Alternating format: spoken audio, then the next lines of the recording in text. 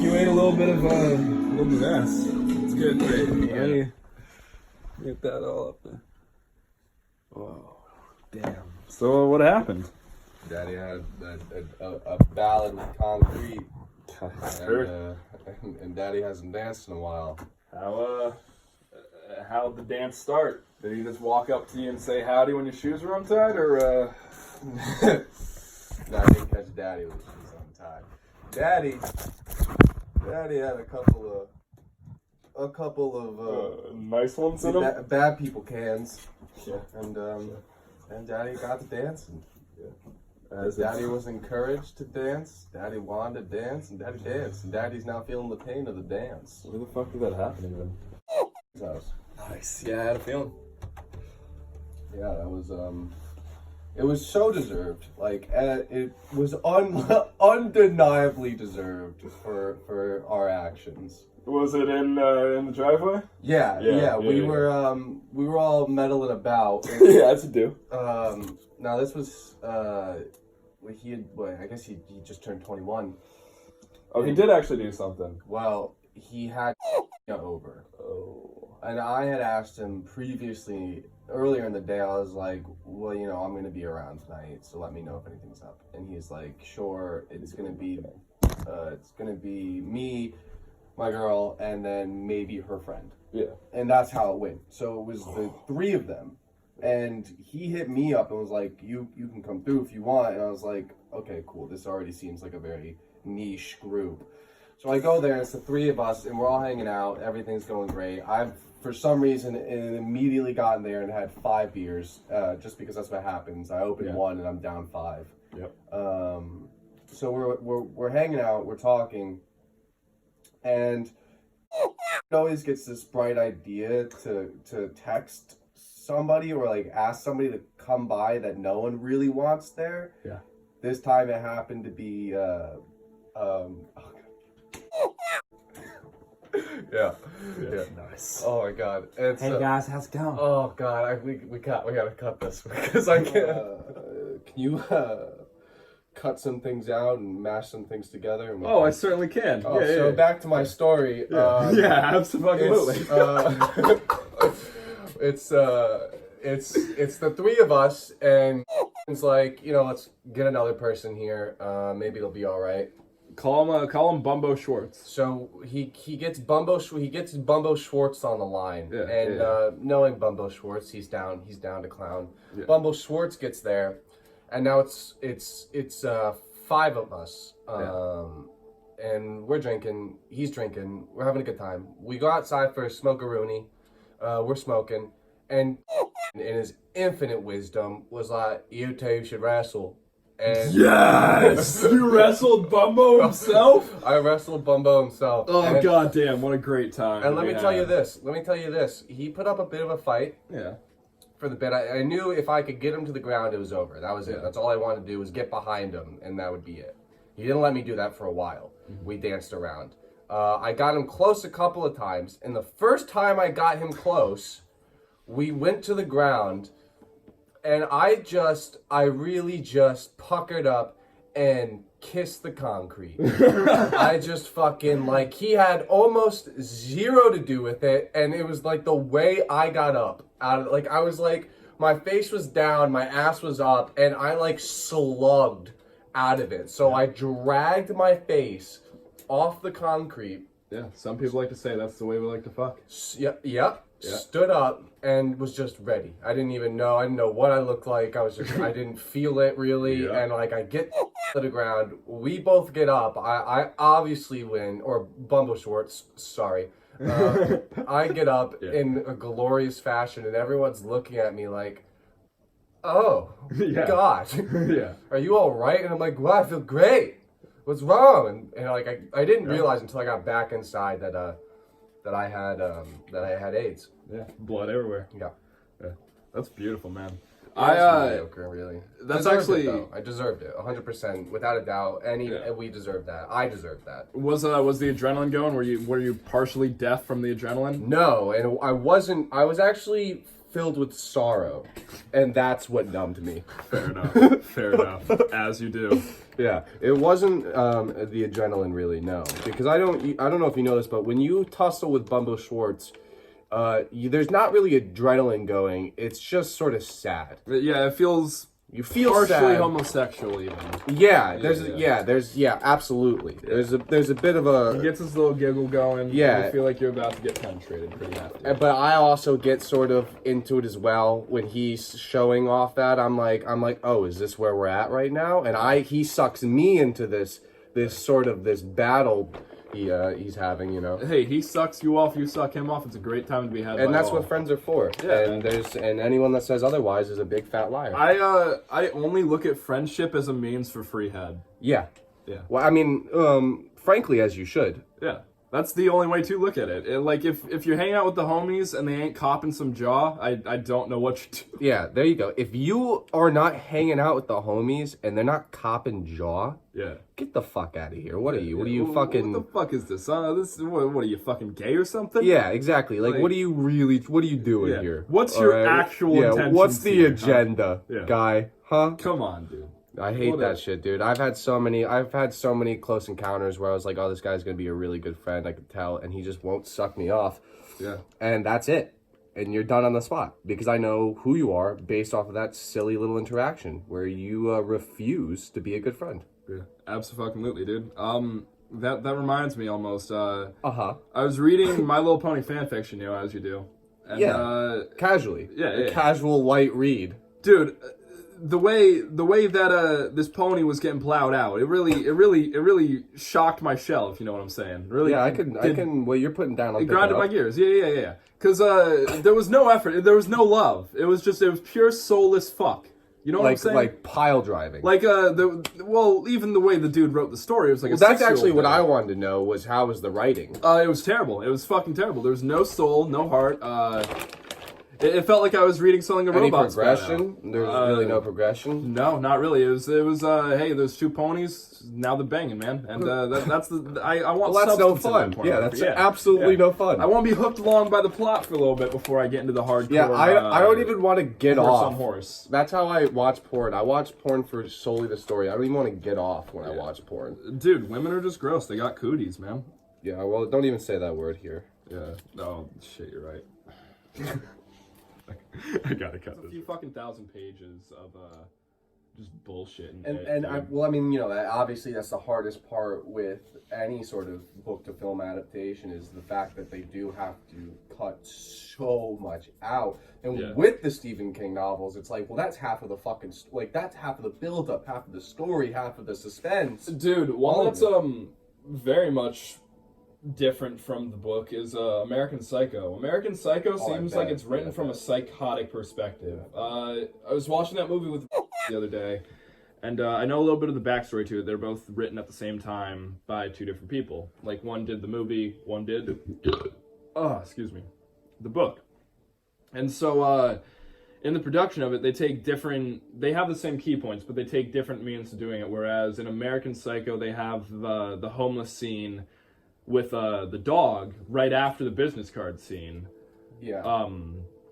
Whereas in the book, that's so far apart that it just seems fucking absurd. It seems maddening because everything comes out of nowhere in the book, whereas it's more because he's coherent. So impulsive. Yeah, exactly. I like to think of it as the book is his mind, whereas the movie is the reality of what's going on. An outward perspective, which is actually why I think they chose to kind of do it like that, because that scene right after that bank, or right after the card scene, to me just proves the instability, where like you can see him obsessing over this, and then to show that scene after is to be like, this is his release, this is what he had to do, you know what I mean? Like, this is all part of it. Yeah, there's a lot bigger of a body count in the book as well. Oh, fucking I bet. But there's also this thing, and I believe it transfers over to the movie, I may be wrong though, where it's written in a sense where you can't tell what's real and what isn't because it's American Psycho. It's told from him. Yeah, he's a psycho. You can't tell what he's what's diluted in his reality and what's the actual reality of the situation. Really, which is a really cool way of writing. Yeah, a really cool way of writing. It's something that I certainly haven't seen before. And I mean, yeah, it's very xenophobic like in general, but that was like the time era. I can't really blame them. Yeah, they portrayed it accurately for sure. Yeah. Oh yeah. Yeah. I was watching that movie and I'd say to myself every like 10 minutes, like, holy shit, this really is the 70s, dude. Like, like, oh, you cannot say that shit nowadays. No. They were throwing Chinamen out there like it was nothing. Yeah. Dude. Fuck. Yeah. I mean, you think too, I wonder, I hope they never remake that fucking film because I think the original is just how it is and how it should be. Well, I think that there's nothing you really can do to remake it. And like the quality of it is good enough where it's like, well, it's a cult classic, I think, but not in the same vein as a lot of other cult classics. Exactly. Well, it hasn't aged poorly either. Like, you look at it and you're like, yeah, it still holds up for today's movies. There's no, like, bad CGI. Yeah. There's no, like, fucking shitty ass... No, and it's a really, progressive story. Or not the scene that really fucking got me was, the scene where he's in bed with the two girls towards the very end when he ends up doing the naked... They start running? Well, it's because the moans, like... I was not really paying attention to the movie at the time. I was talking to my girlfriend, and I heard the moans in the background. They were of pleasure, and then all of a sudden, out of nowhere, it's just screaming. Yeah. Like it's so weird how like that it fucking changes the atmosphere entirely. Yeah, well, it goes back. It boils down to him, like that flippant, obsessive and compulsive personality, where it's like that they fucking go. Like I wasn't even looking at the screen, but I know exactly what scene we were on. Yeah, just from that fucking scream alone, I was like, oh, so that's how it happened, huh? Yeah. Woo. Yeah, really, really, really good film. Or movie. Film is pretentious. Yeah. Movie, it's a movie. Adaptations are a really fucking weird thing, though. Like, it's Netflix... scary water. Netflix has done, like, maybe 2 good adaptations and 60 bad ones. Yeah, well, that's fucking Netflix's algorithm. It's like, we're just gonna shit out content until someone likes something. Well, like especially with the, anime stuff, I feel like it's very hard to adapt anime into reality. Like, oh, dude, those are always poor. Dude, the Mob Psycho 100 adaptation makes me furious, dude. Like, there's always work. A huge character change too. They always they always change either the main character or important side characters drastically with personality, which bugs the fucking shit out of me. Well, it's fucking absurd too, because on Netflix, some of those adaptations are the only in you have to that kind of media. There is no Mob Psycho 100, no fucking I don't even think Death Note's on Netflix anymore, besides the fucking shitty show they did. But, like, that's your only in if you want to see them and you have a Netflix. Like, you have to go pirate it online if you don't. Yeah. Fucking switch to a different, like, language, more or less. Yeah, that bothers me, too. That it's, like, when you think about people that, like, that are on the edge or on the fence about this sort of thing, and that being the only reference they have. Exactly. And having to be like, no, God, no, that's not what it is. It's debilitating to the genre itself, I believe. And part of it is, like, you can't adapt fucking buildings flying and people being shot. The CGI never matches. No. Ever. Well, it's also, like, it's a hard thing to do, though. Like, oh, yeah. Fucking, I don't think there can ever be a good adaptation of shit like Dragon Ball Z, or I don't think there ever can be a good live adaptation of a lot of anime stuff, which people always say like, oh, no adaptations of anime are ever good, and it's because look at the fucking medium they're dealing with. You're having I mean, it's a really weird genre to it breaks reality to pick. Like when there's shows that are literally slices of life and like that are still important to people. That you could there's so many fucking K-On! Well, I mean, dude, anything like they could make so many adaptations of these things that aren't fantasy based or outside of what they're able to actually fucking do. Yeah, but they choose to do like Death Note, Sword Art Online, fucking which all rely so heavily on this fantasy aspect that you can't recreate without having it drawn or you know. That's why I think it's weird because it's the least realistic, but at the same time, it's the one that makes the most sense. Who Framed Roger Rabbit? The way they did animation in real life for all that crazy that worked. The fact that they could do that to me was amazing. Yeah, and it's still like that movie still holds up so fucking well today too. It's dark. too. It is. It very much is. The book is even darker. I bet. The book is really fucking different than the movie. I think. Well, the movie was not. It wasn't for kids, but I think it was aimed so most people could watch it. It's a lot. Yeah, it's a lot like The Mask, where the actual content that they're speaking about is really fucking dark and graphic. The Mask is more close to a AWOL shooter fucking, like, I don't know. The Mask makes you feel like you're going insane with the fucking character doing it. Yeah. And it's not only him that gets it, it's other characters. And they don't ever delve into that in the movie, but the movie itself is its own standalone thing, because it's so good in its own rights. Yeah, it's hard to compare them that heavily or that harshly, really, because they are two different pieces. They certainly they worked with what they had, and they worked with the time period they're making the work in for sure. It's like they had. It's a lot of inspiration. Yeah, a lot of inspiration from the books. I mean, because the story in of itself is sort of new for movies. Well, that's kind of why I got a little pissed off about the Hobbit one. Because people fucking hated it, dude. I thought it was decent because, like, it's an adaptation of fucking, like, one book that's, I think if I remember right, 500 pages or more. Like, The Hobbit's fucking huge. I remember reading that in high school a few years back. And, there's so much to adapt in it. And it's like, what to leave in, what to leave on the cutting board floor. Like, I don't know. I think it's also the creative mind behind it as well that looks at the adaptation. If they understand it, they're going to make a good adaptation. A lot of people just are like, oh, this is a popular franchise, let's make a remake of it. Cash grab. Yeah, exactly. But there are certain people like Guillermo del Toro's Hellboy and shit like that, where you can tell that there's actual love and affection put into the remake of it. Or the adaptation. That didn't do well either, did it? No, wait, that's the first set, right? Because the it just first came set out of with a movies new was one. great, in my opinion. That one I watched to fucking and that's Kingdom Come. Guillermo, right? Yeah, that's Guillermo. Yeah. The new one, I have no fucking idea who did. It's terrible.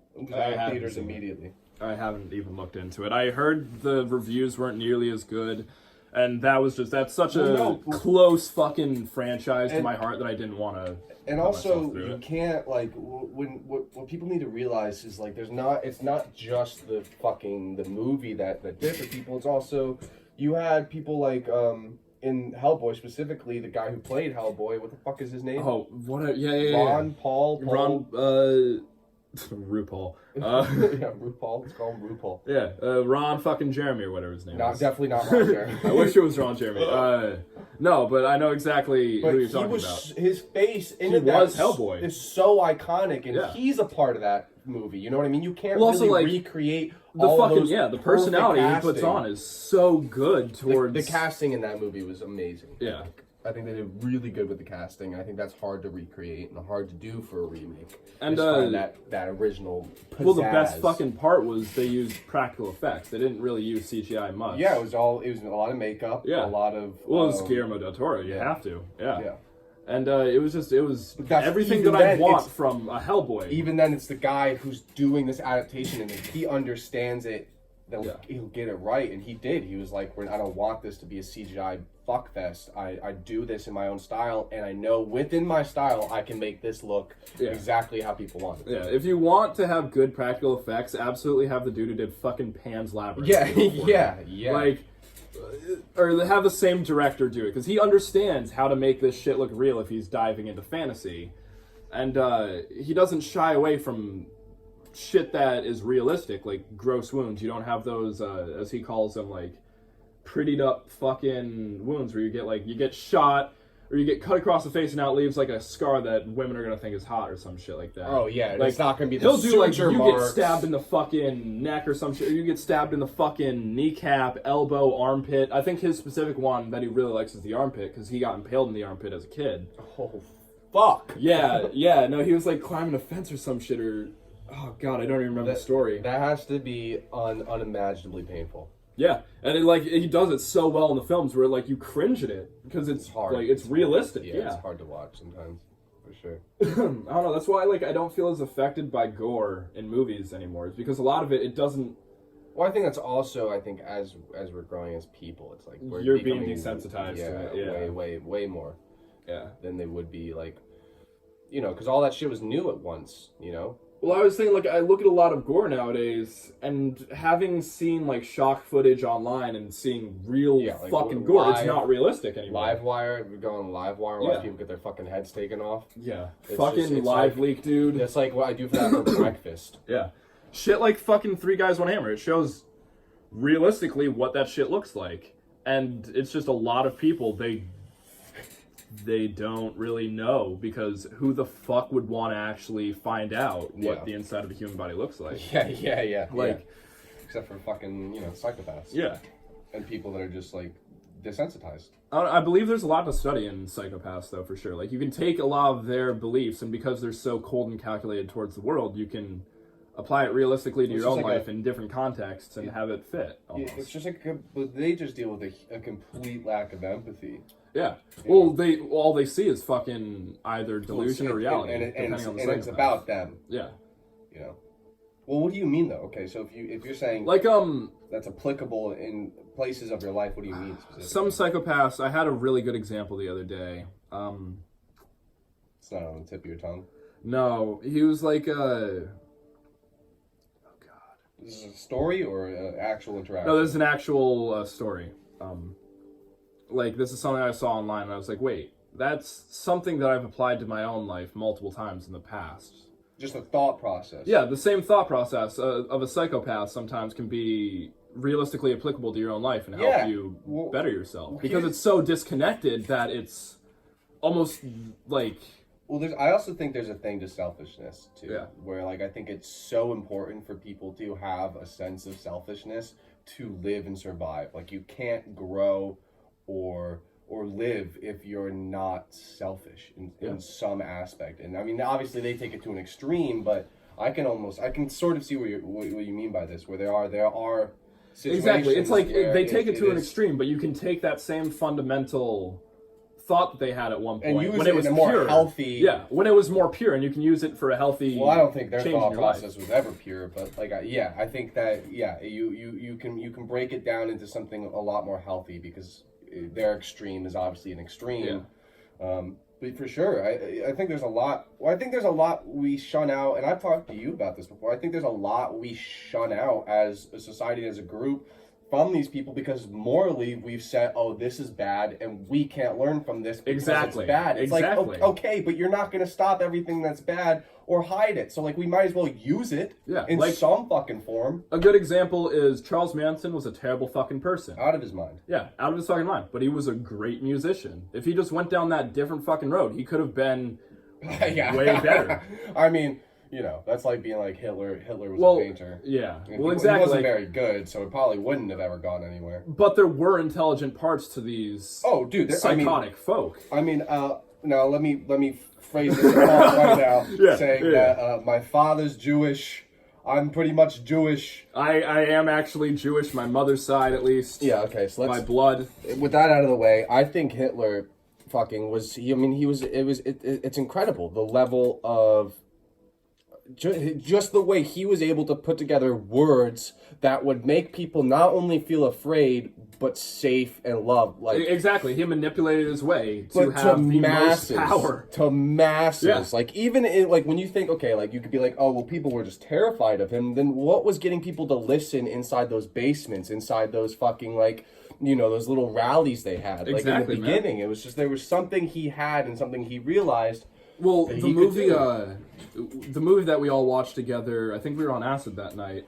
Guess Who's Back? Oh my god, dude! It was so fucking good. Well, it's because it's so fucking realistic. You could see this shit happening in real life almost if you would come back. It's one of the scarier adaptations of Hitler, where it's like, at first it starts off kind of jokey, but that's only... So the premise of the movie is that a lightning bolt hits and Hitler comes back in modern day. It's like right where he was buried when he killed himself. Lightning strikes there and it starts his heart up again. He comes back. He time travels into this time period or some shit like that. Something along those lines where he wasn't here and he ended up in modern day. And there's like this sort of comedic part in the beginning where He's trying to figure out what's going on, where he is, and as soon as he does, there's not like a second of hesitation. He just starts an extreme appeal to nationalism towards the German people, and he starts applying himself in different places. People think, "Oh, look at this guy! He's crazy. He's funny. Look at this!" And that's exactly what he did in the beginning. They're like, "Oh, this guy." Well, like, it's also fucked up because people were enamored by him. You know how people say history copies and pastes itself over and over again? Yeah, it's it'll always repeat. Yeah, it's just one perpetual motion of the same shit happening over and over again.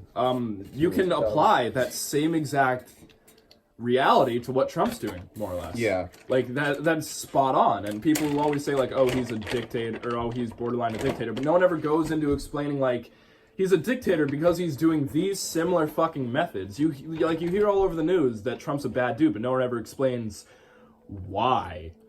Exactly. Yeah, I mean... Like, no one gives him enough credit because he is extremely fucking manipulative. He really fucking is. Well, I think there's a difference, right? Because I think there's a difference. I think Trump, he's very manipulative. Yeah. But I also think he's actually fucking dumb. Like, he's just Oh, yeah, some of the shit he says is really stupid. Well, like, just uneducated. Well, I think there's a difference. I think Hitler was stupid in a lot of ways, but I think that there's an intellectual difference there where, like, I think you could take more from people that were worse than Trump. Than Trump. Trump seems like he's just fucking playing around in the playground while, like, Hitler and all these other guys were out working and just some of the shit he says is so fucking weird. He's like But he does know how to incite things into to misdirection and, like, putting people in a place where they're really going good at saying react. nothing because he's had to deal with saying nothing or being able to talk your way out of situations of controversy his entire life. His entire life, he's been doing stupid shit that everyone's like, "You're a fucking idiot." Well, yeah, you should have some repercussions for this, and he just talked his way out of it somehow. Also, I think there is something to that madness of him constantly saying nonsense, like, and everyone sort of thinking about that. It takes away from whatever else he wants it to take. Well, yeah, exactly. And, like, you can ask people what they think of Trump, and the people that agree with him will say, "I don't agree with everything he says," but they more or less just agree with his tone because he's got that dictator style tone where it appeals to nationalism so much. It's so insane to me. It's like, well, no, you got to listen to what he's saying. Yeah, if it all doesn't apply with you, then then it's wrong. Like, this is someone that's leading your life in some direction. If you have a president who seems like he wants to bring death camps back into the modern day reality, maybe don't do that one. Yeah. Maybe you shouldn't support him because he's saying everyone else is corrupt. Yeah. Oh, like, they're like, oh, but he's ratting everybody out. It's like, okay. Yeah. But he's also murdering kids. Yeah. Dude, I love, one of my favorite things is people who say the media's corrupt, yada yada, and they only go by what Trump says when he says the media's corrupt. They don't actually understand. And people will agree with there's you. There's some truth to it. Yeah, there is some truth to the fact that the media is fucking stupid. They run hit pieces when they can't think of anything else to report. No, that's what it is. Like, it's all of that now, at least shock value bullshit. Because that's what everybody's on. Everybody's like, oh, well, we need to be upset by something. Well, it's fucked up because there is some truth to what he's saying, and people just can't realize it because they're so against everything else he's saying, or they're just fucking stringing along every word he says. I think... and ignoring what they don't want to hear. Yeah, well, I think the part of, like, people not hearing him out all the way isn't true. I think people understand some of the things he's saying are true, but they're so, to the majority, I think, so obvious that it's like, no one gives a shit, guy. What we're talking about is how you're a piece of shit. Yeah. Like, we don't care these other things you keep throwing at us. This is the problem right now. You're the problem right now, not the media, not whatever. We need to solve you. Exactly. Like, we know the media's fucked. It's been fucked. Well, there are some people who really don't know that the media's... Like, I was talking to my grandmother about the other day, and she agreed with me the day after when I brought it up again. And I was like, hey, you've had some time to think about it. Let me ask this question again. And she completely changed her viewpoint. But at first she was like, no, they're not. Well, it's because the way I started was through a Trump. Like, we were both talking about Trump, and I was like, it's fucked up that I can't agree with the side that I want to be on because of how they act. But I can find myself agreeing with an absolute asshole that's our president. He just happens to be our president because some of the shit he says does have an ounce of truth to it, like the media's corrupt thing. but I was like, it's frustrating that I can't agree with the side that I want to be on. Yeah, I think the position you should take and are in is what I find myself in, where it's like I don't really give a shit about either side. It's just again who's capable and better. Like, I mean, well, it's fucked up because the left wing, it does have a progressive approach, but they're insane. Yeah, exactly. They're fucking insane. I think I told you about this the other day. This one comedian, I heard him say something along the lines of the reason why people make so many right-wing jokes or jokes against the right wing is because the right wing is funny, the left wing is insane. Yeah. Like, you can't joke around about the fucking riots going on because of the left wing, because it's such a serious matter. They're burning down fucking cities. Yeah. Like, it really is. It's such a fucking, it's like, it's so ridiculous how, I mean, overall childish it is, where it's like, it's neither side is really fighting for the right cause anymore. No, we're just trying to tear each other apart at this point. Yeah, or a cause in general. There isn't really one. You know what I mean? It's just like, oh, we want to be heard more than you do. It's not like, hey, let's work mob this mentality out. is really fucked up nowadays. Yeah, I was on Twitter the other huge. day. It's like, I mean, I feel like it's the most serious that it's ever been. Yeah, and there was this tweet that fucking blew up on Twitter. Just because of the internet, let alone, where you can spread that idea like fucking wildfire. Yeah, it was back when the James Charles shit was going on. Or like the pro Jared stuff was going on, and he just released his response video where he proved people wrong. You should explain a little bit. Okay, I got something to say about that too. Yeah, you watched the video, I'm assuming? Yeah. Okay. So it was like when one of those huge cancel culture controversies going on. For those who don't know, Pro Jared was accused of cheating on his wife, and then there were other allegations coming out of soliciting. Yeah, basically soliciting nudes to underage kids when that just wasn't true, or it was proved to be through a lie.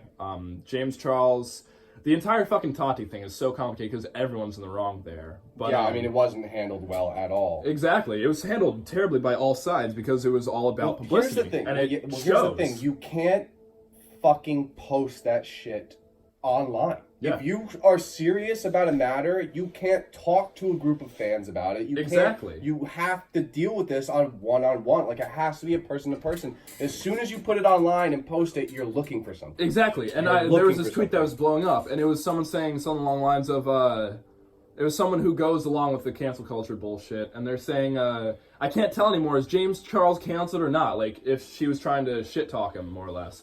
And that was the most toxic fucking mentality that I've seen on the internet, and it's fucked up, because that's the most human mentality that I've seen on the internet, more or less. It's scary. Yeah. That whole Pro Jared thing, though, now, I want to get into that for a second. I think that apology was downright absolute bullshit. His? Absolute bullshit, dude. Absolute fucking bullshit. I started watching, I had to watch that apology in 3 parts. Yeah. Because I kept getting uncomfortable, because to me, how obvious it was that he was, A, either lying, or 2, very clearly just brushing things off. Like, when he was talking about these people lying to him about his age, he shows the conversations. The only thing he asks online to random people is, are you 18? Yeah. Yes or no? They say yes or no, and that's it. He goes. Yeah. He goes from there. There's some lack of forethought into that. If you have fans and people that look, you can't do that in any regard. Well, not only that, you have to think about how much of your fan base. Because I know he does know his fan base. He's aware of it. Exactly. He knows exactly the fucking demographic that he pulls in. And they're young. And he knows that there's probably a lot less people that are 18 plus, and he should do a lot more to think about fucking checking that shit. And he should have done a lot more back then. And he does admit that. But I respect that he at least has the fucking forethought to admit that now. But at the same time, dude, the video, the parts where he talks about the things that really matter, that really got people upset, he glides over them just to disprove people that said other things about him that were less important. And he only covered one part of the controversy. He barely covered his wife and him at all. And that was the main controversy. Well, yeah, but the whole, I mean, once the picture thing got out, it was like, in the fact that he had the Tumblr thing. I mean, dude, he used... But that's the fucking thing. The Tumblr's name was Sin Jared.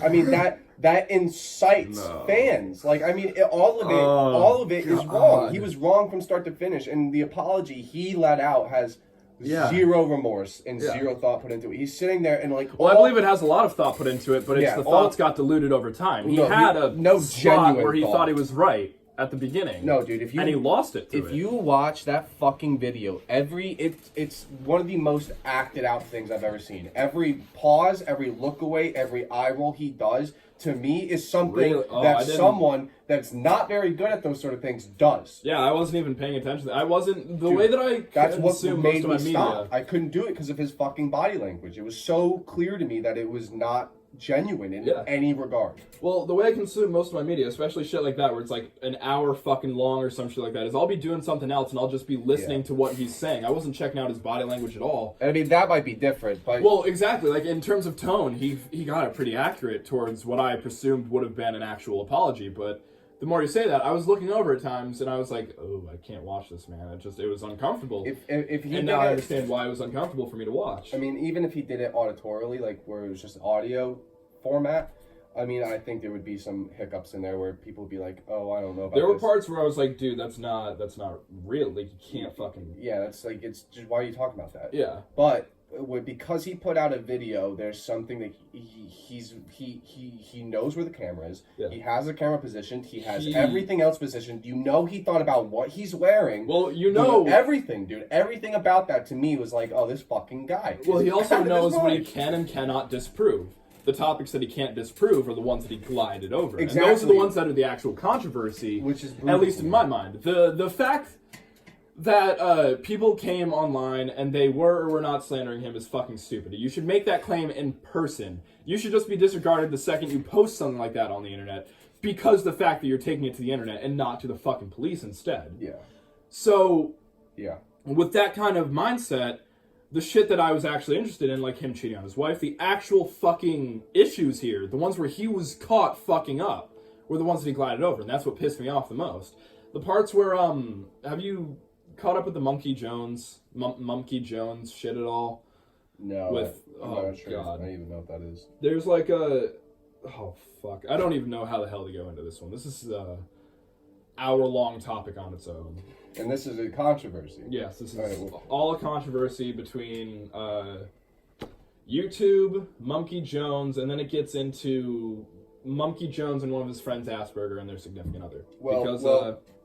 Okay, how about you table that? Yeah, we'll do that at some other point, for sure. You'll help me understand the situation a bit more, so I can follow along. We'll both do some more research and conduct. Because I don't really know these people. Exactly. Like, Monkey Jones is really underground in terms of YouTube. The only reason why he ever really got popularity in the first place was because his channel was wiped clean.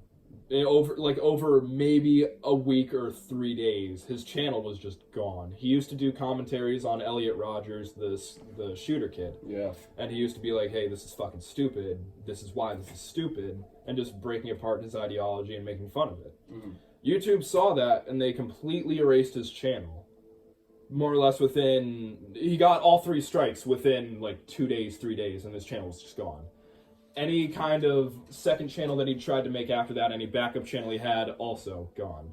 He got to a point now where he changed his name and shit like that to Simeon Jimmy, and he's doing his own shit now. But that was the main controversy that Monkey got known for, was just YouTube completely fucking him for... Which is a weird thing to do. It is. It really fucking is. And he wasn't like huge, right? I mean, he wasn't... Well, no, it was right when the adpocalypse happened, I believe. This was like a year and a half ago. And it was like... oh, this dude's making school shooter content on YouTube. We don't like that. They didn't look into it at all, really, it seemed. Well, I mean, that's the thing with YouTube. They see anything that sounds sensitive. And they just say it's sensitive, yeah. Well, it's fucking bullshit. Well, that's the whole thing, too. I don't like that people are deciding for the vast majority what's sensitive and what's not. It's like, people should be allowed to make something and let... viewers, if they want to watch and partake and watch. It shouldn't be like, oh, we deem this unnecessary and not for our site because it's too sensitive. Exactly. I'm like, and that's a beyond a personal preference. The fact that Sam Hyde, whether his opinions are actually that fucked up or whether or not it's just a character, I've thought about it a lot and I really can't tell anymore. I think he's been doing it way too... Like, that he forgot what his goals were. That the bits slowly take over, and and like when he's like you said, he's been doing it for a really long time, and I think like over from 7 trial and years, error, failing and not really making much out of it. I think also just like the shit that's happened to him, the taking scummy over. shit under the surface with getting blacklisted off of like he can't work in the media anymore. That's why he has to do the shit that he does now. But the fact that he doesn't have a fucking voice on a platform like YouTube beyond other people uploading his fucking shit, or like old channels that just have shit from years ago, and he can't post his current content on it. He's asking for $5 and shit like that because he can't make money off that shit anymore. Yeah, it's fucking absurd which was his job. That was his thing. That was his job. His job was a comedian, and people didn't think that his job was a comedian for some reason. That and just his fan base being fucking toxic to begin with. Like, his fan base is very much incel-like, if you will. I showed you some of the comments that I was reading the other day from that shit, and it was just insane. Yeah, it is pretty wild. Well, I mean, you know, it attracts those sort of fucking nut jobs. Yeah. Because it's so, like, because it attracts the people who can't tell if it's a joke or not, yeah. I mean, yeah, that's the scary part. But, you know, it's sad that his entire skill base is now not viable. Yeah, just because his jokes are a little too edgy. Like, well, also the thing is, I don't think he was at the level of comedian where you can say and do whatever you want, because like you have to be known from the start that you're a comedian. Like you do these sort of things. Like I feel like stand-up comedians have it way easier than maybe personality comedians. Yeah, he commits way too hard to the bit for sure, and like his shit is funny because of that. But it takes a certain eye to look at it and be like, yeah, I get that sense of humor. Like, I get that this is a joke. I mean, he's borderline a genius for it. Yeah, I think it pertains a lot to us. Like, we enjoy that sort of shit a lot. But I because of that, even that notion that I know me and you like it a lot, I already know, like, why there's issues towards it. Like, because we get humor like that, I always understand. I'm like, oh, this is probably not either going to last long or people are going to fucking murder this guy. And that's why it's funny, is because of the reaction. It's not funny and the intensity of it. The intensity of it's so fucking amazing. Like, going into a bit that severe is so good, dude. And just carrying it. Yeah, exactly. Being able to not break character that hard, that's top tier acting almost. Yeah. But then it gets to the point where the acting takes over. Yeah, it's like it becomes a health issue, really. Yeah, for sure. Fucking comedy, dude. It's so weird. I was gonna say one of the topics that I wrote down for this podcast today was gonna be we go into why blank is funny or why blank is funny. Like, I've been watching a lot of Joey Diaz. Yeah. And I've realized part of the reason why he's funny is because he's at the age he's at. Yeah. I can't go out and say the same shit he's saying. Well, I've watched things, and because of when he grew up and how old he is, like you said, like he's now at his prime, and because of YouTube and all these other things, he's killing it right now. Joey Diaz is a fucking brilliant comedian. Diaz, stop saying Diaz. It's gonna bug the fucking shit out of me. It's gonna bug the shit out of me. Do you say quesadilla or quesadilla? I don't say either one because I'm not an asshole. I just say, give me that fucking piece of bread with cheese on it. That flat fucking cheesy flat bitch. Flour tortilla with a little bit of that Mexican blend on it. Who's ever got them, I break their fucking nose and I just grab it immediately. I immediately get irate when I scream at them. Yeah, when I see them. Yeah, it's vocal noises and then I eat them. Back when I was working at the Mexican restaurant. Segue off of segue. Well, that's how a podcast is. Like, if you can just do this shit and make an hour of it, you're good. But, okay, dude, you were working back when I was working at the fucking the box, the box as we'll call it. Back when I was working at the fucking box, this white ass gentrified woman walked in. Oh, the best. Yeah, like she could buy and sell me 3 times over, more or less. Yeah, like. I was her fucking walking slave every time she was in that building because she'd tip like a 20 or some shit like that. And I was like, dude, fuck yeah. All I gotta do is be nice for this? Yeah, I'll do it. Yeah. But the one thing that made me want to break and not be a nice guy that I am was the way she'd say shit. Like... Oh, not sarcastic, but this sort of fucking... Oh my god. No, she's the type that said quesadilla and meant it. Oh, so you mean she'd say things wrong? Yeah. Completely wrong. So you mean she was the taco kind of Oh, one. so you mean she's just wrong? Yeah. Okay. And so I used to go into a bit there where whenever she'd be talking about, like, she'd be like, "Oh, can I get 2 quesadillas?" I'd turn around and be like, "We got 2 armadillos walking in," and just like make fun of how the fuck she pronounced it. Did she ever really catch on? When no, you stop getting tipped to 20? She was like half in on it. Like, she thought it was coy. She thought it was funny. Because she was that age where, like, you can bullshit back and they'll get it. I'm going to throw age out here, and now tell me if I'm right. I'm going to say late 50s. Late 50s, early 60s, maybe like 65 at most. But bleached in that blonde range. fucking hair.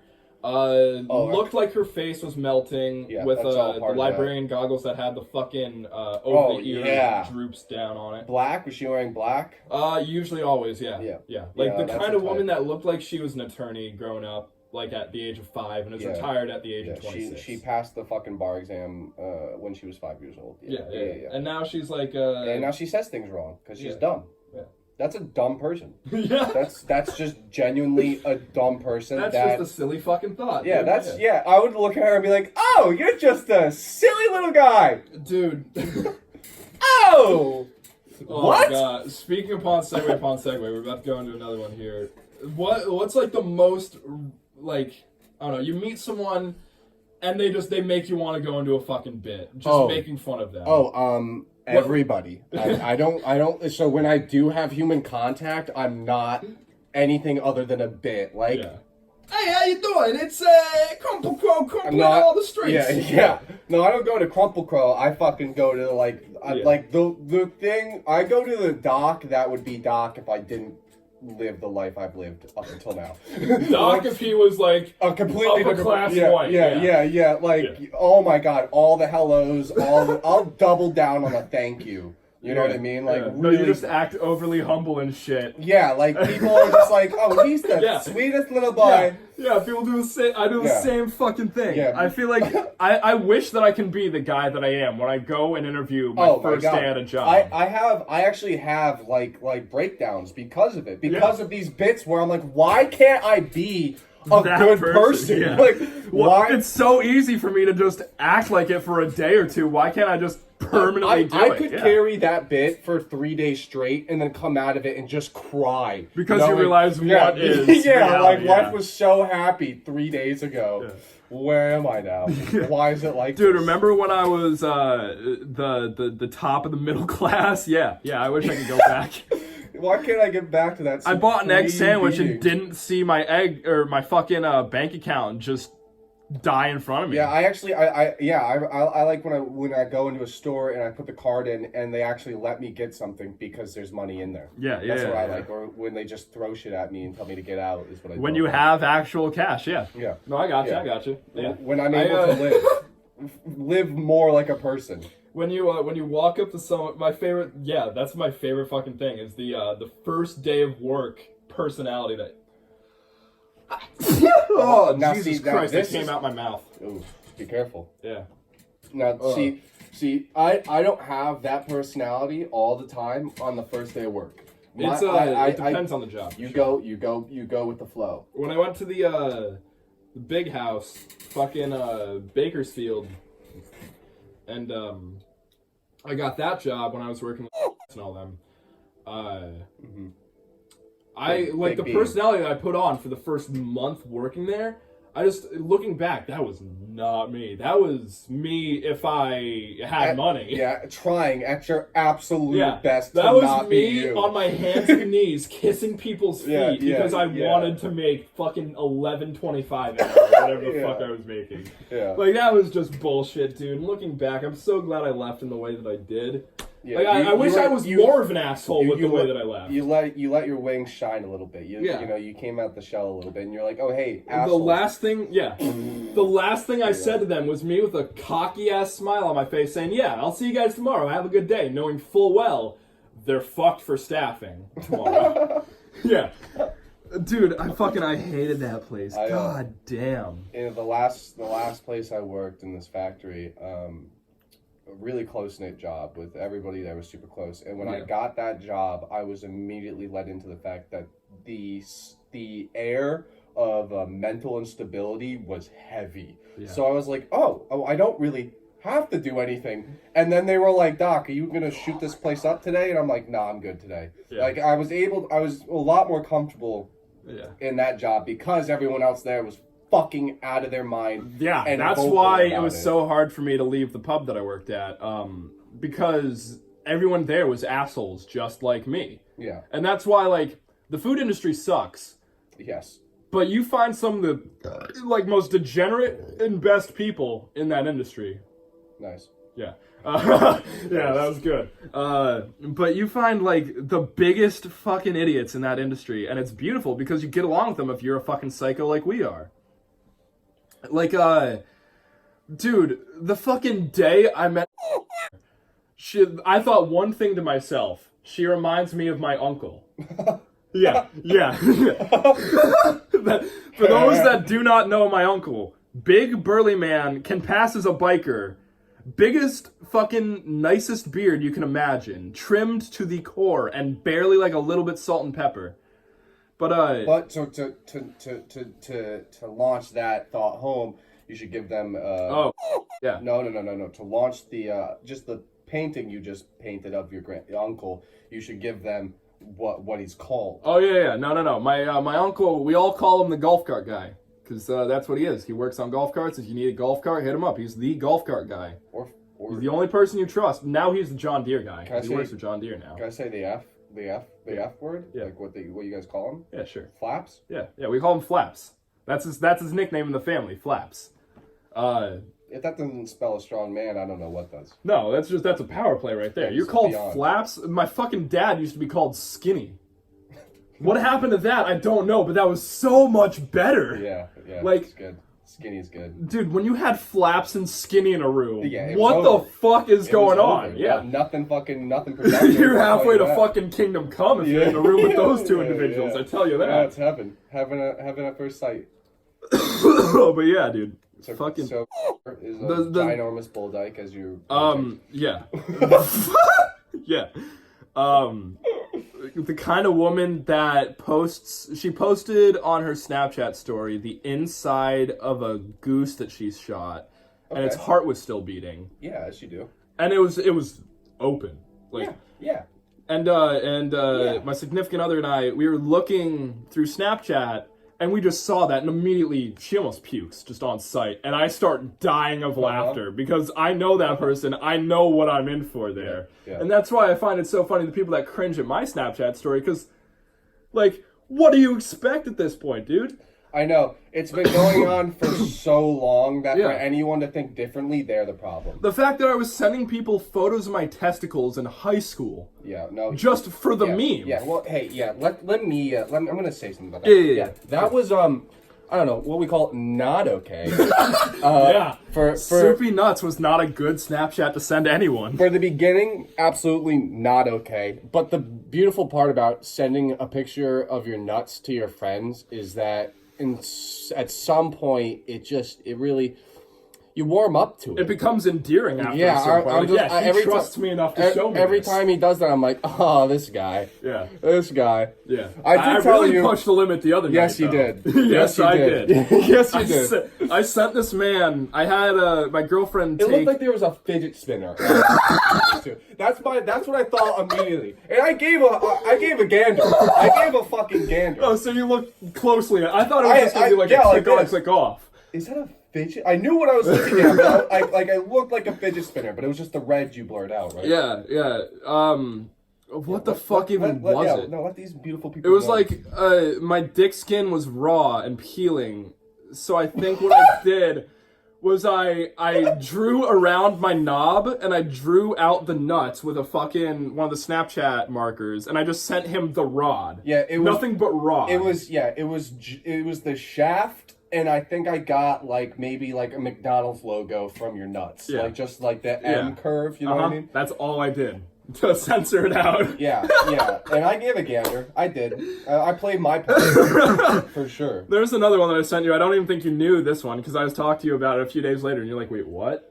Yeah, I sent this man a very dark photo of my gooch and taint. Yeah. You can tell exactly what it was, because you could see, the underside of my testicles in it. I couldn't. No, if you knew what you were looking at, you'd be like, yeah, no. You would have gotten a message from me like, all right, or like, really? Yeah. But I didn't say anything. I was just like, that's a weird picture. You left me on red, and I thought you knew. Like, you left me on red there, and I was like, okay, so he knows what it is, obviously. But no one knew what it was, and I sent that to like fucking 30 people. Oh, you're asking to be fucking charged. Yeah, no, it's really fucking bad. Like, I get it with like close friends, but like when you say, I know you don't know 30 people as close as you know me or whoever else. I know 30 people who know that I do shit like this and can handle it without suing me. Yeah, that's what I'm safe. saying. Yeah. That's safe. Yeah. I don't just, if I post it on my story, I believe that I cannot be sued for that because that's you going out of your fucking way to look at also, it. they don't have to pay for that premium. But if I send it to you privately, like, yeah, you can sue me for that shit, and that's why I'm only going to send that shit privately to the people that I know trust that I'm a psychopath. They expect that shit from me at this point. Oh, they get it. Yeah. They're like, oh. I don't think a day goes by where, gets a Snapchat from me and doesn't expect it to be horrendous in some way, shape, or form. Like, oh my god, we used to be in this group. She was in the group chat that I used to send that shit to in high school. Where it was me and fucking Clot King Cancer. That was Clot King Cancer. Yeah. Oh. Yeah, you know who I think now, right? Friends with my ex. Yeah. They used to send me photos of dissected animals. Wow. Okay, so it's a weird group chat immediately. Yeah, no, it was everyone that was left that was insane in the school. Mm-hmm. So she'd send like photos of her when she just finished getting a facial. I remember that was a specific one. Like she sent a photo of the group chat of her smiling like this, and there was just cum all over her face. Another example was I remember we were in this group chat. Brutal. Yeah, no, it was just like it was the type of people you do that shit around. Yeah, brutal. Miss was in it. Oh shit! Yeah. Really? Yeah. Yeah. Dude, the group chat was so fucking weird. Good old Swimmers was in it. That makes sense. Yeah. That kid's a fucking wacko. That kid, he was half the reason why we perpetuated it so far. I still talk to him nowadays, and we go into it. Army boy. Yeah, Army boy. He Navy said boy. he's fucking dying in Texas right now, and I was like, I would be too. Oh yeah, I bet. Yeah, dude, I talked to him the other day, and we picked up like nothing happened. Like there was no 6 months in between the last time we talked or anything. It was like you picked up conversation. Yeah, no, it was literally like the last conversation we had. We kept going after that, and it was just, he's one of those people you can just pick up anywhere in life and be like, yeah, so the other day I woke up and my dick was chafing or some shit like that, and he'd go along with it. He's such a fucking sweet guy. He is. I remember he was one of the original group from fucking kindergarten. For those wondering, we've had like this group of friends almost since kindergarten.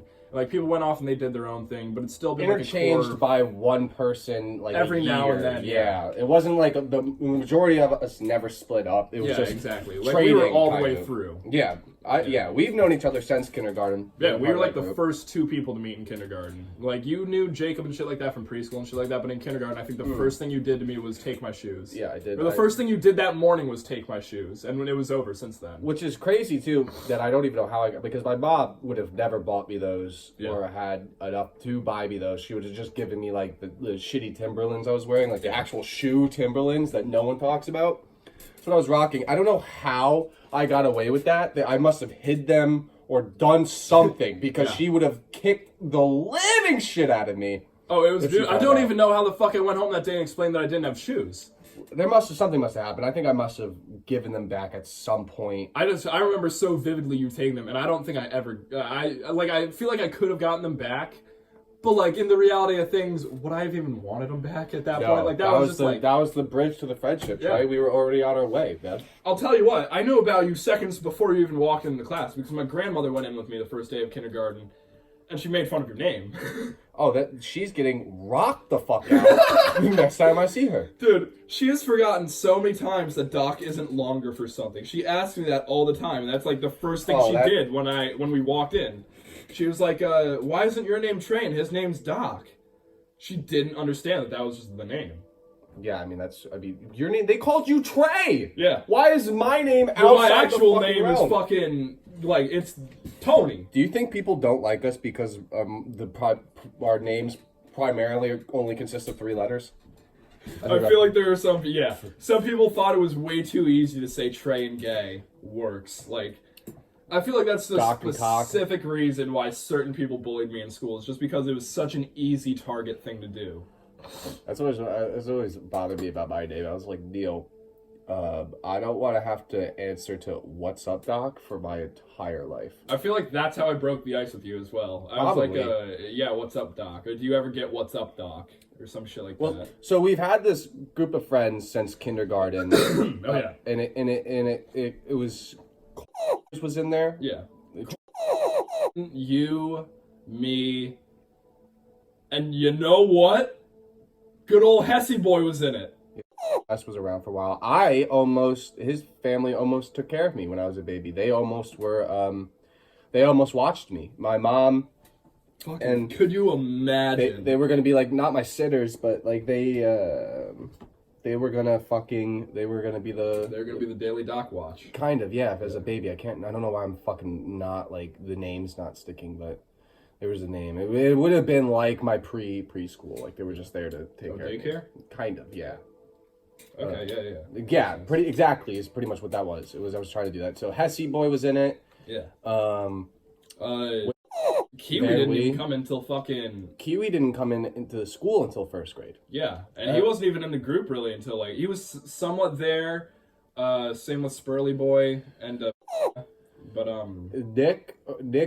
I think that Squirrely all happened closer to the later years there. Like I think me and became friends, and then a lot of us all became friends around 3rd grade. Well, it's because those two were friends with like fucking people like that because they did soccer, and we kind of met through the soccer program that used to go on. Yeah, I was big into like that's how the group kind of merged into all. Yeah, all of us are foot fairies. The majority of the people I know are foot fairies. Yeah, we are literally all of us are foot fairies. Everyone from New York in general is a foot fairy.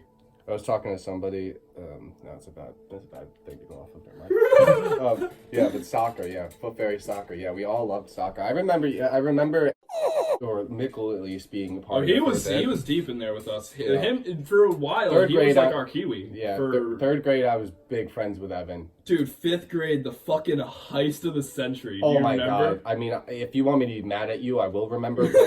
But I've suppressed that so hard. Oh my god, that was amazing though. It was a bad introduction into a life of crime. Dude, that teacher, I remember specifically Ernst, or it was no, Cole, Mr. Cole. But he wasn't the one that caught us. No, he was the one who was screaming at us in the hallway after we got caught because it was from him that we stole the fucking fake school money. Yeah, this teacher, Mr. Cole, had fake money, and you would get rewarded based off of the work you did. So like. And it went from 20, 10 to like 5s and 1s. 20 being the most. With 20, you could buy a free homework pass. Yeah. I mean, it was a really bizarre system to implement into 5th grade learning. It was smart though, because it taught me consumerism from such an early age, dude. Yeah, but it also taught me how easy it was to steal. Yeah. I used to steal so many Airheads. Now, I'm going to admit to something I don't think I've admitted to before, but this man was working so hard on this rubber band ball. Oh yeah. No, we all remember this. And I hated him with a passion because he didn't like me either. And I had some really good parts where I put him down and like just made him look like a fool. Oh, he got us good. Well, so I stole that rubber band ball from him, and he was so upset about it, and I couldn't like contain my joy. I know. I remember him yelling at the class because it went missing. This grown man. Like, I knew it was someone that I knew. I didn't find out until recess who it was. And it was a beautiful thing watching this man go into fucking hysterics over rubber bands. But so there was this paper currency he had, and we figured out, it started off as me and we figured out what folder he kept them in. So we were like, let's fucking grab it. Let's get it and then hold off to it, maybe sell it, maybe... trade some things, get some people involved. And what happened was I was the first to go up. I walked up close to it, and I did like a parameter check. I saw what paper was in what folder, and I was like, okay. Eventually, I run up to it, and I grab 3 sheets of 20s, 3 sheets of 10s, and then like 4 sheets of 5s and like 4 sheets of 1s, and shove them under my shirt and walk down and sit down. And then I was like, your turn. And I think did it, and then you went and you did it. Yeah. And we had this paper for maybe a day or two. The fucked up thing, though? The fucked up thing? I only had one. I only had one. And you're fucking one brain cell that you also only have one of. Yeah. Fucking decided it'd be a great idea to cut him during class. In the middle of math class with the most brutal teacher of that fucking grade. Miss Ernst. She almost didn't notice. Almost, but did. No, like, there was only a few minutes left in class, too. Then why didn't... dude, the more you tell me about this, the angrier I get. It was infuriating how stupid I was back then. You could have just waited. Like, I could have waited until after fucking school, but I think the plan was I wanted to buy something that day from him. So I was like, oh, I have to do this soon. Well, I remember... Or no, I think it was like... I wanted to get rid of the rest of the paper and have the stacks on me so it looked legit. Yeah. Or some stupid fucking thing like that. I mean, so she caught him. We all got grounded. We're not grounded. We all got run over by the bus for it. Yeah. I remember going home that day and then being like, oh, fuck. So, okay, I have to get rid of all of this now. Yeah. I, like, burned some of it and then, like, I threw it out in other places in the school. Like, yeah. Way too much shit that I didn't need to do because I was like taking it way too seriously. But got out of that so easily. Because I don't think he actually had the paper on him, and he, if I remember correctly, was the weakest link. Like, you were upset. No, he ratted us out. But when he got involved, he was just like he didn't know how to deal with it. I remember I was just like, oh fuck. Yeah. Great. Well, I didn't know how to deal with authority back then. I just fucking which makes sense, and I'm not like knocking anybody. Like, Evan was crying, you were crying. I don't think I was. I think but there's no reason that I think you told me about you crying like when you got home, for sure. Like, it was just so fucking brutal and so dumb. But we were in 5th grade. Yeah, it's fine. But no, I remember Mr. Cole said one thing to us. And that always puts into perspective how close it was with us at the time. Like, you had to know that we've caused so much shit in the past. Oh, yeah! He called us the 3 fucking stooges. Yeah, he was like... The second he found out all 3 of who we were. Yeah, he was like, when the 3 of us got connected to it, he was like, oh, this makes perfect sense. Yeah, no, he was like, oh, the 3 fucking stooges, yeah. Yeah, no, why wouldn't I have thought this from the start? It's so funny. He was so happy with himself that he fucking, like, that he knew that, he was so happy that it was the 3 of us. I like how that was the shit people got angry about, but teachers were having actual $20 bills stolen from their wallets at that time, if you remember right. No, I don't. That was a thing? Mr. George did a little oopsie one time, and he stole a 20 from a teacher's fucking purse. George? Wow. Yeah, no, that was a big thing. It was what's his name, and it was on the other side. The other 2 teachers that we had. Yeah, the short woman and the tall guy. Yeah, Mr. whatever the fuck his name was. She taught like history and... Yeah, I believe he stole out of her the chess room. The chess room, yeah. I believe he stole out of her wallet. So fucked up. Or I don't know if it was him specifically, but someone did for sure. And like, you got to think about the kids that were in that class too. You had fucking the Ganson himself in it. Oh yeah, like, a wild group of fucking. You had his entire group in that fucking class, dude. There was so much hectic shit going on. I remember. We were a bunch of wild little fucks. Do you remember? I was the president. Yeah. I got voted the president. You got voted the president. And showed me up specifically because I was saying actual shit. And you walked up and you said free homework, and I was so pissed.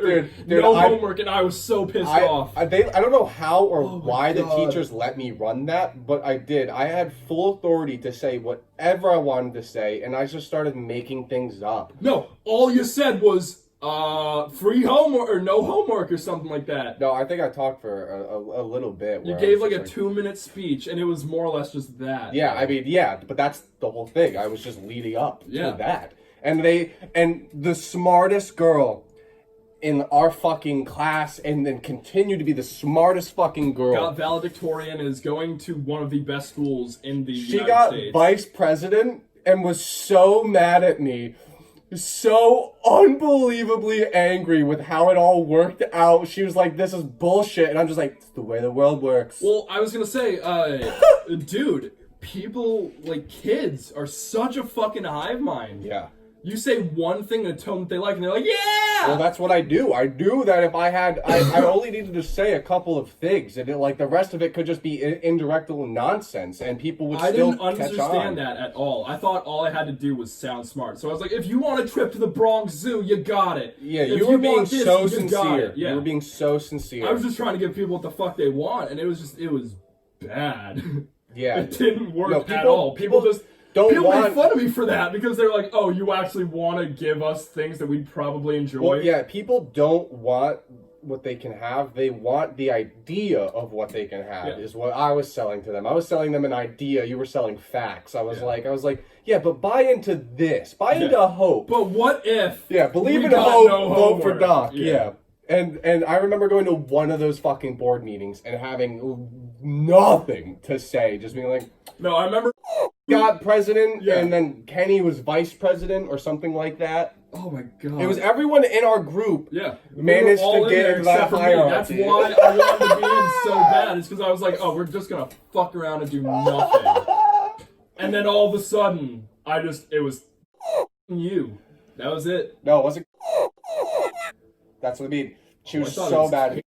No wonder was mad, dude. No wonder she was so smart. Yeah. So fucking smart. She had something that wasn't about the zoo, wasn't about this. It was probably like actually gonna help us. I wrote mine to give us to show because I believe I did get a fair amount of votes as well. It was like you, me, and then her. Mm-hmm.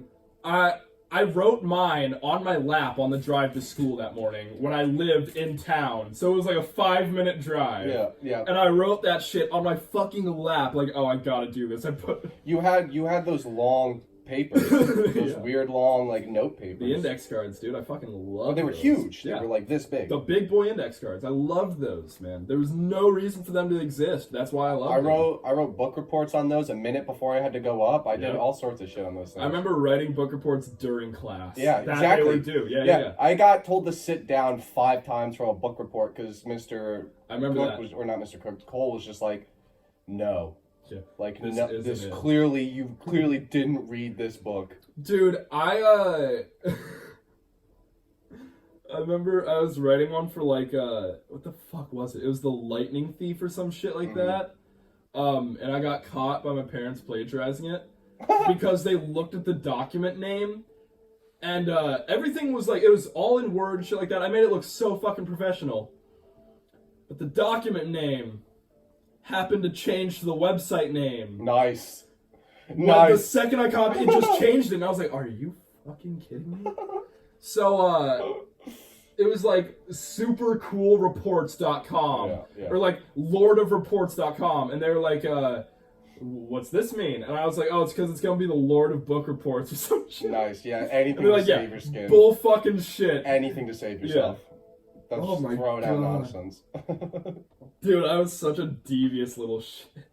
Yeah, we all were. I mean, just degenerate. It was degeneracy all the way through. It was 20 straight years of degeneracy. Yeah. When's it gonna stop? I need it to stop now. I'm begging for it to stop, please. Dude, can we tell the fucking pissing in the pool story on here? Yeah, well, I was wondering if you wanted to wait until like maybe a later date to so we had like an audience. Yeah, to review something so glorious and juicy because we've got so many. Yeah, no, we can just foreshadow it for a while and bring people in. Yeah, just sort of how like we're gonna do a race tier list. We'll all get to there one day. We're also what was it at episode 100? What are we doing? Oh, we're gonna do an entire episode. On salvia from start to finish. For an hour and 20 minutes, we're gonna smoke salvia nonstop. So anytime we come out of it, we take another hit and go straight back into it. Absolutely. There's gonna be either video or audio of us then being checked into a hospital. Yeah.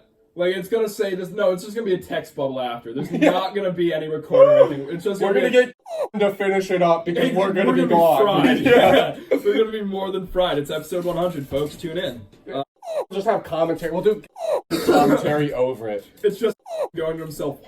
And he's like, and this is when I lost my friends? Yeah. And no, right it's there. like he's broken over it. Yeah. He's just like, what the fuck, dude? What is this? Yeah, episode 100 is an hour and 20 minutes of a salvia trip. Yeah. I watched, speaking of salvia, I watched some old internet comment etiquette videos. Specifically, one that I didn't know was a thing. It was smoking salvia while driving. But he doesn't even turn the car. He doesn't get that far in. He takes the hit and he's like, I'm ready. And he just doesn't do it. No, thank God. Thank God, yeah. And thank God. Well, he freaks out because he thinks he hit a cat during it, I believe, or some shit like that. He goes, because a cat is just chilling on the windowsill of his car. Oh, yeah. And it spooks the shit out of him. That'd be so scary. And it ends. It ends randomly. There's no like, hey, yeah, that was it. Have a good day. No, it's just abrupt. Yeah, I think we should save some of those stories because we got a bunch of good ones that I would There's love a lot to of dive into. really treacherous ones. We need this shit to work out before we could even. I mean, dude, I comfortably tell them. I honestly believe we could do a whole episode talking about one night, or you know what I mean. Like, there's things like that are happening, dude. Like that happened, especially like the really foggy nights, like. Anything at Lynn's. Oh yeah, where it's like you have a perspective of it, and then I have a perspective of it, and it's like, okay, well, then what do you remember? It's like, okay, well, this happened over here, and I was like, oh, I was right next to you, and this happened. Yeah, shit like that. that shit where like you branch off on your own path and you Cheshire your cat around, disappearing in and out of the fucking party, finding different shit. Which was always Lynn's. You were either it was dude. Yeah. There's so many good stories to fucking dive into, but I think we should wait because the pool one is one of my favorites. The pool one is just fucked up. Yeah, it's just fucked. It was such. I mean, to me now thinking about it, it's like it really hammers in where I am now, and I'm like, oh, I am still a fucking degenerate. Yeah, like, there's nothing's really changed. Like, a lot has changed, but at the same time, you give us a little bit of power and nothing. Yeah, it's yeah. Don't if you've just bought a car, don't give us the keys. I was gonna say, dude, just a little bit of burning power. The roof of that car. Oh my god. Okay, yeah. We all got away scot-free with that too, by the way. She has not mentioned that to me in months. A year. Over a year, yeah. Yeah, no, that happened over a year ago, now that I think about it. Well, it was so great because all of us just waited it out. No one was just like, we were all like, I know it's terrible. No. Here's how it went down. I was the only one that confessed to it, and no one else would. Yeah, I just... So I was like, listen, I ain't got money. I'll paint your wall for you. I'll do like a mural or some shit. Yeah, that never happened. No. I said, no. We ended up being like, well... Your room's a little bit fucked because you're doing all this rearranging shit. So I'm just going to drop your tattoo for you. And I lost the paper that she sketched out of her tattoo's idea.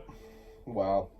So it was just shitty on top of shitty reactions. And that's the best part though. You just had to let it go. Yeah. And then it would disappear into fucking nothingness. Just like the fucking $10 that I owe now.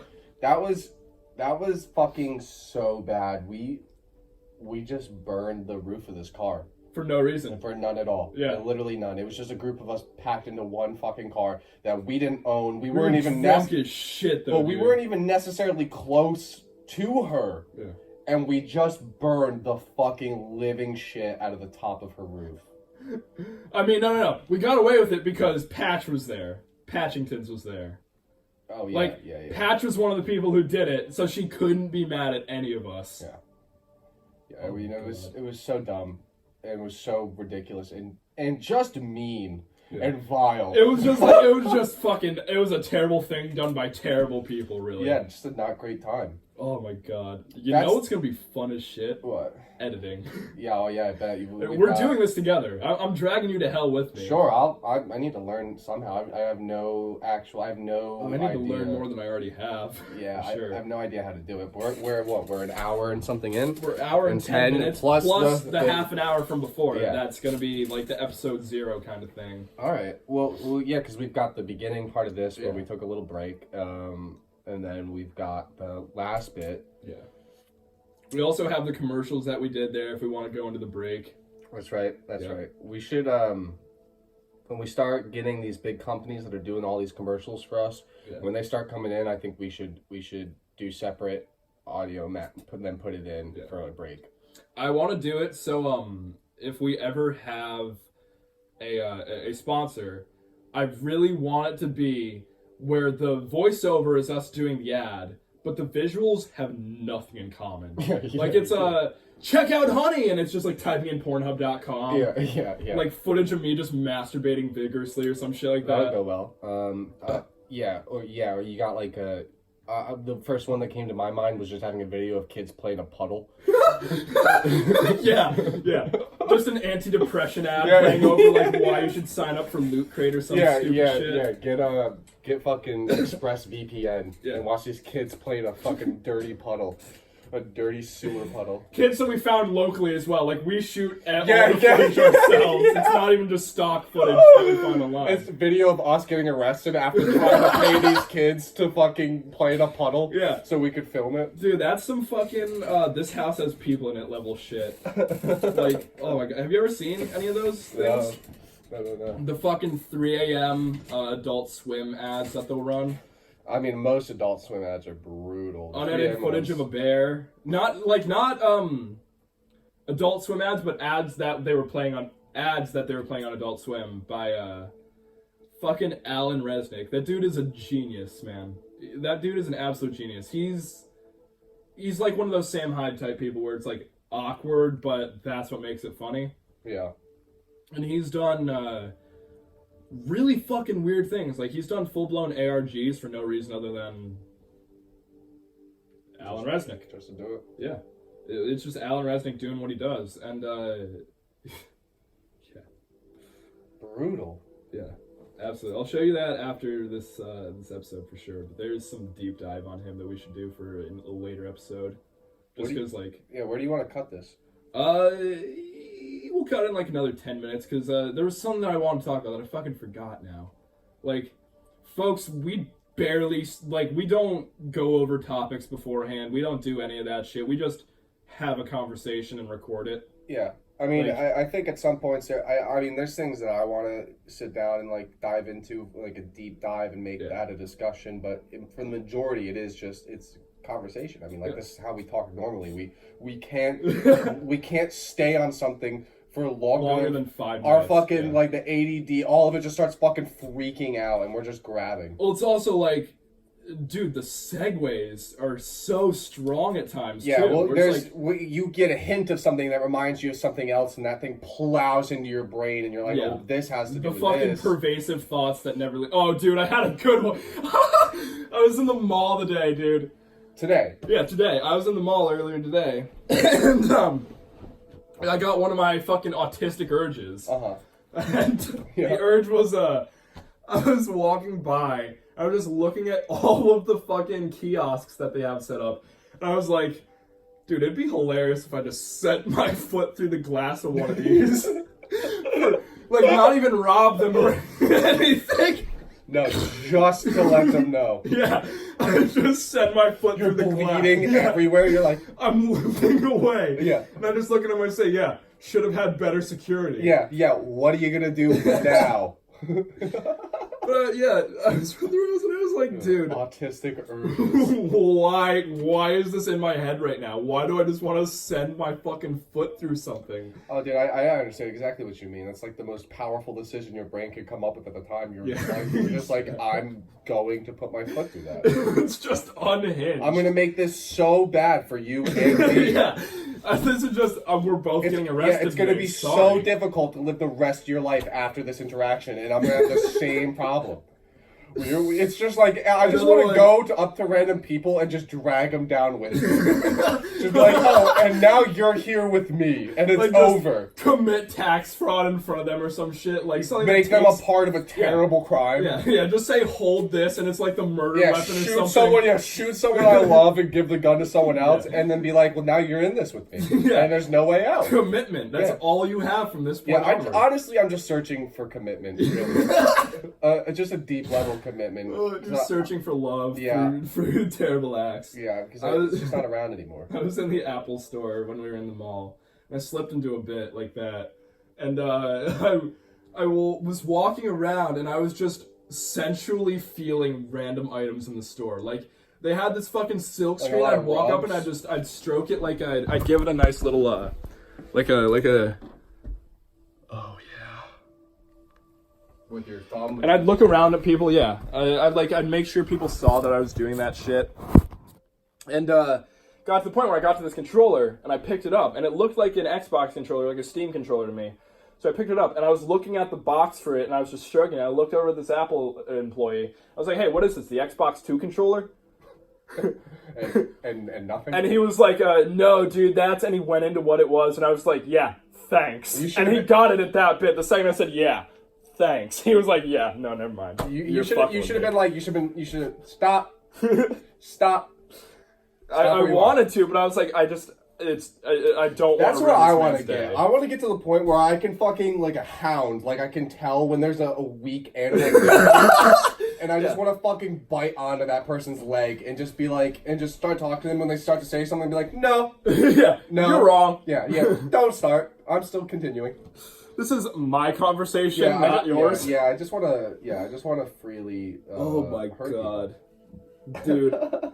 I'm gonna love 2 years from now when we have to deal about this shit being taken out of context entirely.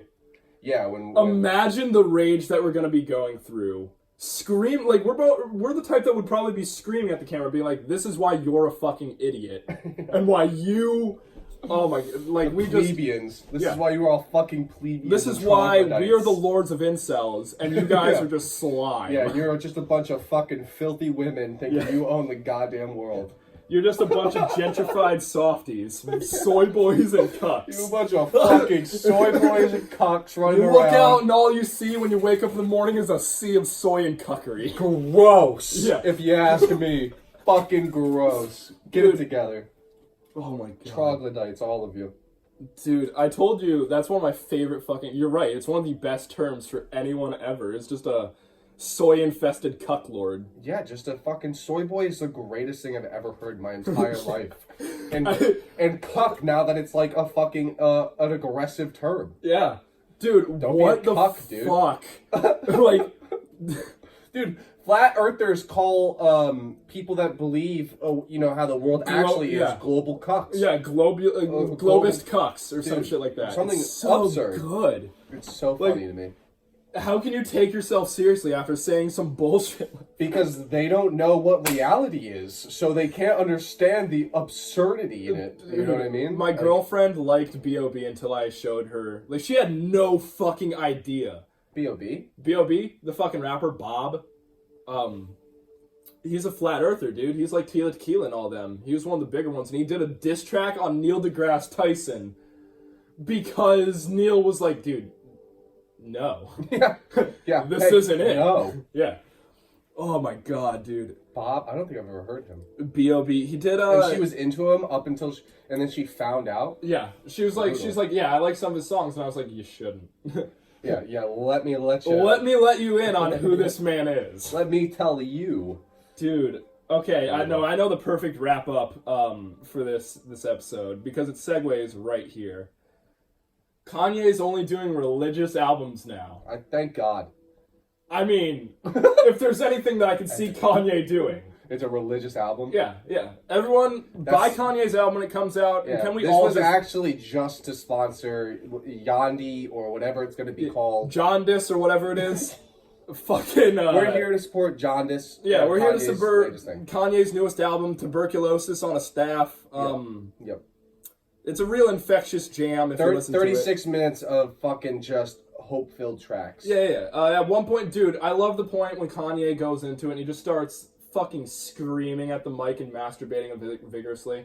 I like... That's one of the powerful moments of the album, for sure. You can really tell God's in touch with him there. Well, really what it does for me is it enables the ability to not cry. So I sit there dead inside when I listen to that album. As you do. Yeah, and I never felt closer to God. Dude, the one thing that really made me feel close to God was when Kanye said, "You got a hot stepsister you'd smash, I got 4 of them."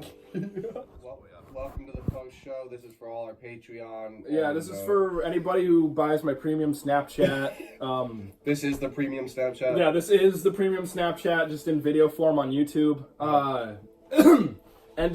So no. The last topic that I want to bring up was fucking Untitled Goose Game or whatever it is, dude. Yeah. Fucking Lake and Rake, the video game.